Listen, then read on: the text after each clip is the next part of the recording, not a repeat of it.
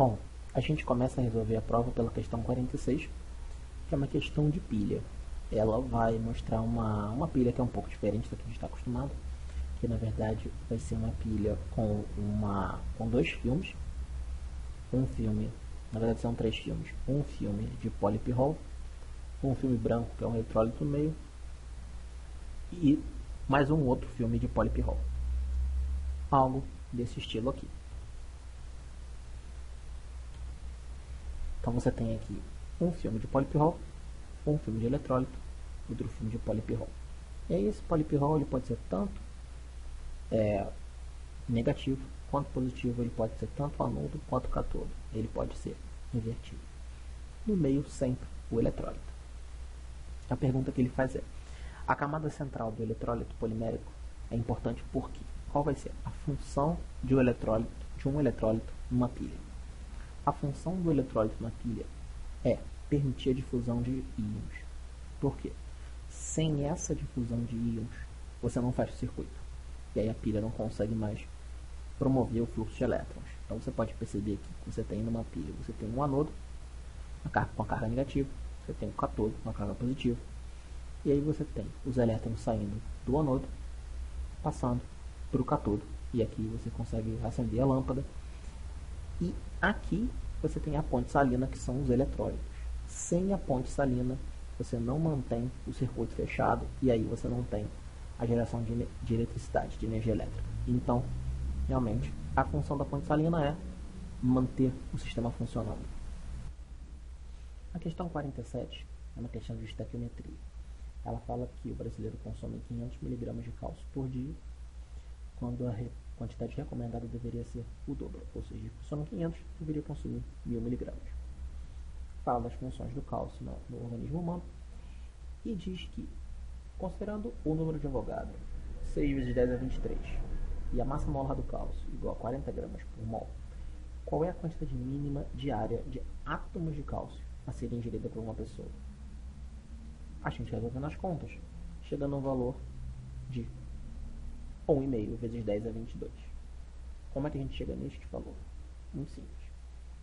A gente tem a quantidade de cálcio consumida pelos brasileiros, que é 500 mg, ou meio grama, e a recomendada, ou seja, o dobro, 1000 mg, 1 grama.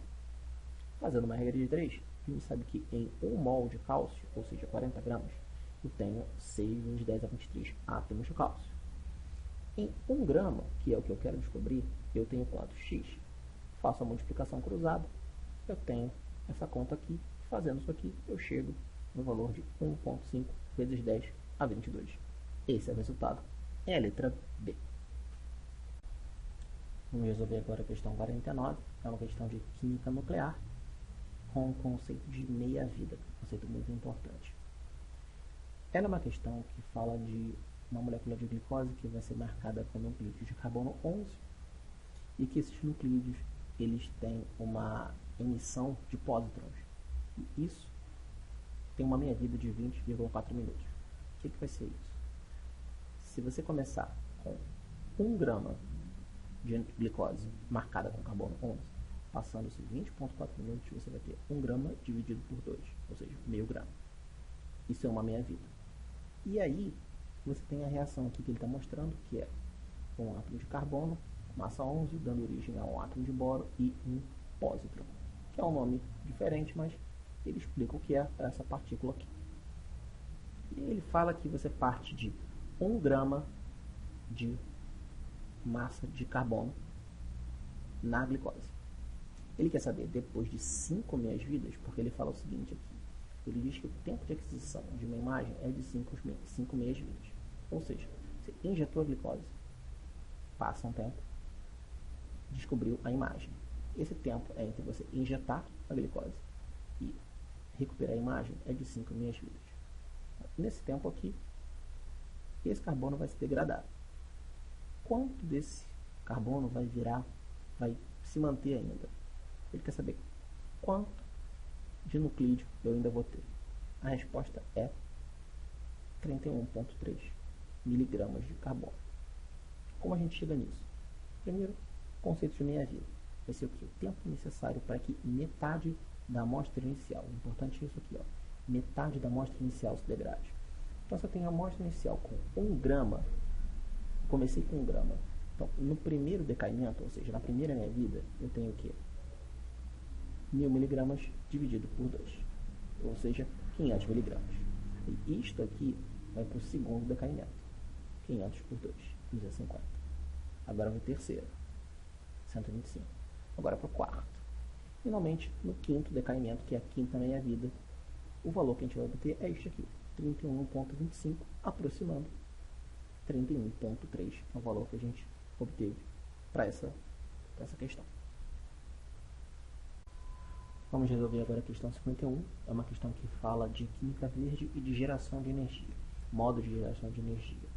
Química verde é um conjunto de práticas que tenta minimizar o impacto da química no meio ambiente. E aí ele fala com os 5 tipos de geração de energia aqui.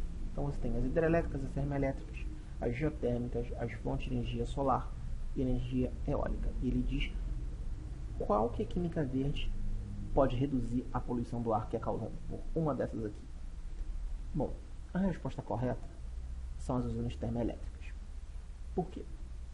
Porque a geração de energia por uma usina termoelétrica ela funciona da seguinte maneira. Ela vai ter sempre uma fornalha, ela vai ter um reservatório de água, e esta água aqui ela vai passar pela fornalha e vai ser aquecida até a forma de vapor. Quando ela vira vapor, ela vai para uma turbina. E este vapor ele passa pressurizado e a pressão que ele passa faz com que a turbina se movimente. Ou seja, você transforma energia química em movimento, em energia cinética. Depois de transformar em energia cinética, você transforma em energia elétrica. Ou seja, você tem a transformação de energia química da fornalha, joga energia química para aqui, para o vapor de água. Ele move a turbina, energia cinética. Ele mexe no gerador, causa criação de energia elétrica. Desse modo, você tem o aquecimento da água. Agora, o que você vai usar para aquecer essa água? Várias coisas. Carvão, resto de madeira, bagaço de planta, gás natural. Isso tudo está queimando materiais, ou seja, você está fazendo uma reação de combustão e estes materiais aqui eles podem ter na sua composição química enxofre e nitrogênio. E quando você faz a reação de oxidação, ou seja, da queima desses materiais contendo enxofre e nitrogênio, você libera gases como SOx, que vai ser o quê? SO2 e SO3, e NO2. São gases muito tóxicos, afetam muito o meio ambiente. Então, se você tentar minimizar essas emissões aqui, as termoelétricas ficariam menos agressivas ao meio ambiente. Então, essa é a que mais agrava o meio ambiente. As outras 4, não. As hidrelétricas, elas não têm combustão. Você tem a transformação de energia potencial da água em energia mecânica, depois para energia elétrica. As geotérmicas, o aquecimento da água é feito pelo calor da terra. Energia solar, você tem energia solar incidindo em painéis solares. E energia eólica são o tipo de energia que é removida, que é transformada pelo movimento das turbinas, só que pelo vento. Então, nenhuma dessas 4 apresenta danos ao meio ambiente, apenas as termoelétricas. Resposta B.